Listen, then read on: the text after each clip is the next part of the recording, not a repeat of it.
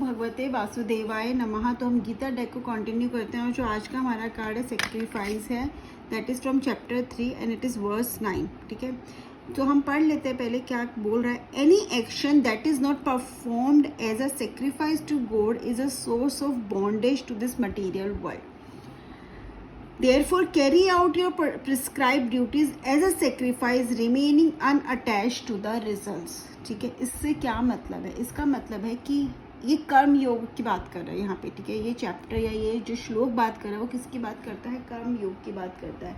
मतलब हम जो भी काम करते हैं उसे हमें से फर्ज समझ के करना चाहिए, या फिर हमें काम ऐसा करना चाहिए जो हमारी ड्यूटी है, जिसमें हम अपना फ़ायदा ना सोचें। हमें क्या करना है? हमें रिजल्ट्स नहीं करने हैं, हमें उसे ऐसे सेक्रीफाइस करना है कि हम इसके लिए ही आए हैं, यही हमारी दुनिया का, यही हमारे जीवन का मकसद है और उसमें किसी का नुकसान ना हो। जब हम ऐसा करते तो क्या करते हैं? हम वो काम करते भगवान के लिए और हम खुद को कनेक्ट कर लेते भगवान से। और कार्ड क्या बोल रहे हैं? कोई भी काम ऐसा किया हुआ, ठीक है, जहाँ पे हमारा कहते हैं ना, सेल्फ मोटिव नहीं है, हम स्वार्थी नहीं हो रहे, तो वो काम है गॉड के लिए, वो काम हमें भगवान से जोड़ते हैं। और दूसरी तरफ हम इसको ऐसे भी समझ सकते हैं कि हम क्या है, हम इस मटीरियल वर्ल्ड में हम काम तो करेंगे, ठीक है, काम के बिना हम नहीं रह सकते, हम आइडल नहीं बैठ सकते, ह्यूमन बीइंग है, काम करेंगे। अब हमारा काम या तो होगा हमारे कहते हैं एक स्वार्थ के लिए, हमारी खुद की इच्छाएं पूरी करने के लिए, हमारे एक लाइफ में मज़े करने के लिए, या हमारा दूसरा काम हो सकता है हम उसे डेडिकेट कर दें भक्ति में। ठीक है, अब अगर हम यहाँ बात करते हैं भक्ति की, तो भक्ति का मतलब ये नहीं है कि आप हर वक्त मंदिर में बैठ के भजन कर रहे हो, आप भगवान का पाठ कर रहे हो। नहीं, भक्ति वो होती है जब हम बिना स्वार्थ के किसी की सेवा करते हैं। ठीक है, इसको हम और ब्रॉडली समझते हैं कि एग्जाम्पल के साथ, लाइक एक डॉक्टर है, ठीक है, डॉक्टर क्या कर रहा है? डॉक्टर किसी की जान बचाकर या उसका इलाज करके, उसको नहीं पता कि उसके इलाज से आगे जाके वो ठीक होगा नहीं, बट वो क्या करता है? वो अपना काम ईमानदारी से करता है। तो उसने क्या किया? उसने अपना कर्तव्य निभाया।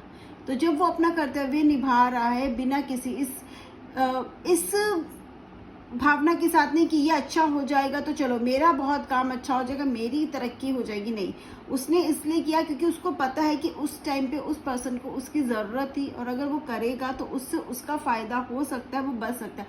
उसमें उसका स्वार्थ नहीं था, बल्कि किसी के फ़ायदे का, किसी के बारे में वो सोच रहा था, इसलिए उसने अपना काम किया। उसने क्या किया? उसने अपना ड्यूटी की और वो कनेक्ट हो गया किससे? भगवान से। ठीक है, दूसरी तरफ जो चाकू एक डॉक्टर के हाथ में होता है, उससे वो जान बचाता है।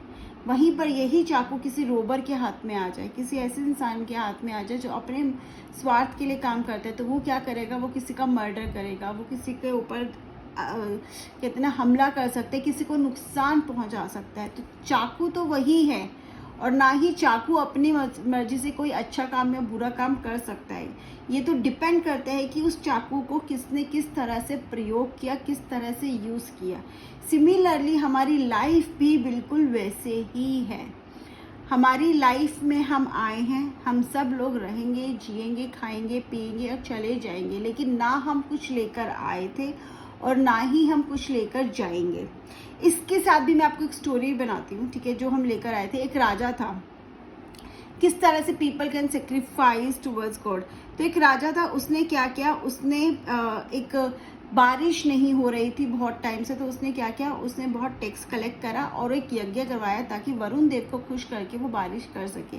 बारिश हुई, सब कुछ ठीक हो गया। उसके बाद उसने, जब उसका एक है ना, तो एक जो उसका किंगडम था वो फलने फूलने लगा, उसके बाद उसने अपने सारा जो राजपाट था ना, सब लोगों में बांट के वो खुद एक कमंडल लेके चला गया कि हाँ ही वो अपनी मील का, अपने खाने का इंतज़ाम करेगा। और फिर वो पेड़ के नीचे बैठा, तो उसने लोगों को बात करते हुए सुना कि वो कर रहे थे कि अरे हमारा राजा तो बहुत अच्छा है, उसने सब कुछ बांट दिया।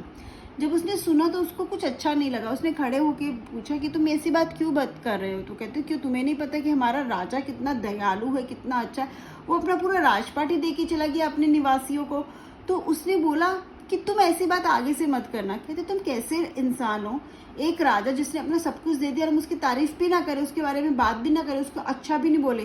कहते तुम एक बार अपने राजा से मिलकर ये पूछना कि जब वो इस दुनिया में आया था वो क्या लेकर आया था अपने साथ, और जब वो जाएगा तो क्या लेके जाएगा। तो उसने जो भी दिया उसका था ही नहीं, तो उसने अपना कुछ नहीं दिया।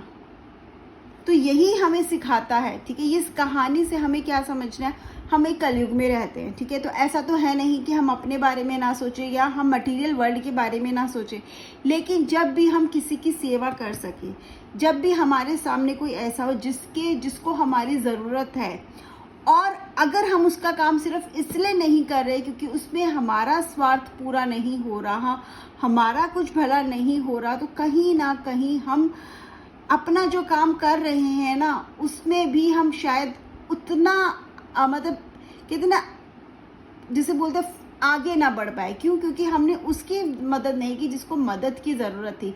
जब हम कुछ कर रहे हैं, हमारा जो भी काम है, चाहे हम घर का काम कर रहे हैं, चाहे एक हाउसवाइफ है जो घर का खाना भी बना रही है, लेकिन अगर वो खाना इस मकसद से बना रही है कि नहीं, मेरे बच्चे तो, मेरे पति तो बहुत अच्छा सा खा ले, लेकिन बाकी घर के लोगों को खाना मिले ना मिले, वो ढंग से खाए ना खाए, उससे उसको मतलब नहीं है, तो वो अपना कर्तव्य ठीक से नहीं निभा रही। क्योंकि उस टाइम उसका कर्तव्य है कि खाना बना के सबको एक तरह से खिलाना, घर के जितने भी सदस्य हैं उनको एक ही भाव के साथ खिलाना, प्यार के भाव के साथ खिलाना, और ये ध्यान रखना कि सबकी ज़रूरत पूरी हो। उसको बोलते अपने कर्तव्य पे ध्यान देना। आपका जो भी काम है, आप जब ईमानदारी से करते हो और सामने वाले की ज़रूरत को भी समझते हो और उसकी मदद भी करते हो, अगर वो ज़रूरी है, अगर आप कर सकते हो तो अपना, अगर आपने कहते ना कर्तव्य, ड्यूटी को भी पूरा अच्छे से निभाया, तो you are closer to God. आप कहीं ना कहीं भगवान से कनेक्ट हो गए हो। फिर उसके लिए आपको मेडिटेट करने के लिए, आपको मंदिर जाने की, आपको पाठ करने की या आपको मंत्रों के उच्चारण की ज़रूरत नहीं, क्योंकि आपने अपने काम से ही, अपने कर्म से ही अपने आप को उससे, उसके अपना कनेक्शन उसके साथ बना लिया है।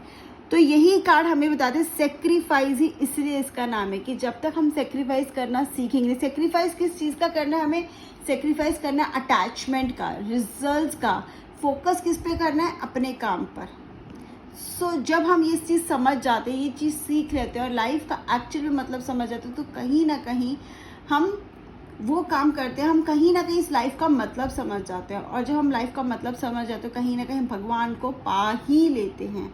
तो उस तक पहुंचने के लिए मंदिर में जाना ज़रूरी है? नहीं। उस तक पहुंचने के लिए क्या ये सब मुझे पाठ करना या फिर वो सब करना, शायद आपका उसमें इंटरेस्ट भी ना हो, क्या फिर इतना ज़रूरी है, क्या मुझे करना ही पड़ेगा? नहीं। तो कैसे मैं भगवान से कनेक्ट हो सकता हूँ? मुझे भगवान से तो कनेक्ट होना है, बट मुझे ये सब नहीं करना। अपना काम ईमानदारी के साथ करके हम भगवान से कनेक्ट हो सकते हैं। सेक्रीफाइस करना है अटैचमेंट से, सेक्रीफाइस करना है रिजल्ट से, काम पर फोकस करना है, वो ईमानदारी से करोगे, रिजल्ट उस पर छोड़ दो, क्योंकि वो कभी बुरा होने ही नहीं देगा आपके साथ। अगर उसने आपका हाथ पकड़ लिया तो कुछ गलत होने ही नहीं देगा। एंड अगर ये कार्ड रीडिंग में आ रहा है तो इसे कैसे समझे, तो कहीं ना कहीं आपको एक मैसेज है कि अपना काम, हो सकता है आप बहुत मेहनत कर रहे हो सकता है आप बहुत परेशान हो, आपको रिजल्ट्स नहीं मिल रहे, बट आपको यूनिवर्स क्या मैसेज दे रहा है, कृष्ण जी आपको क्या मैसेज दे रहे हैं, अपना काम ईमानदारी से करते रहो, बाकी सब उस पर छोड़ दो। जब सही टाइम आएगा आपको उसका फल भी मिलेगा। और अगर आप कंफ्यूज हो, समझ में नहीं आ रहा है क्या करना चाहिए, तो बस आंखें बंद करके ये सोचो कि आपके लिए क्या सही है, क्या करना सही होगा, आपको अपने आप जवाब मिल जाएगा। यही मुझे समझ में आए इस कार्ड से। आप लोग को क्या आया ज़रूर बताइए कमेंट सेक्शन में। जय श्री कृष्णा।